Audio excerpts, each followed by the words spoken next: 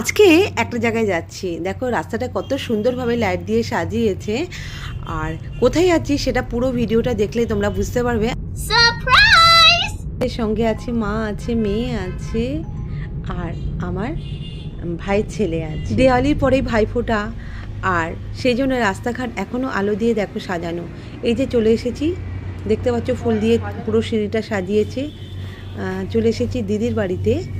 আমার দিদির বাড়ি সল্টলেক, তো সেখানে কালকে গৃহপ্রবেশ। দিদির বাড়ির এটা ছোট্টখাট্ট একটা ঠাকুর ঘর, তো এখানে গোপালকে, এটা গণেশ, লক্ষ্মীকে বসিয়েছে এখানে। তো সুন্দরভাবে দেখো পুজোর সব সরঞ্জাম কেনা হয়ে গেছে। এটা দিদির ফ্ল্যাট, পুরো ফ্ল্যাটটাকেই জিজু সুন্দরভাবে লাইট দিয়ে সাজিয়েছে। আর পরের পার্টগুলো তোমরা যদি দেখতে চাও চ্যানেলটাকে প্লিজ তোমরা সাবস্ক্রাইব করে দিও।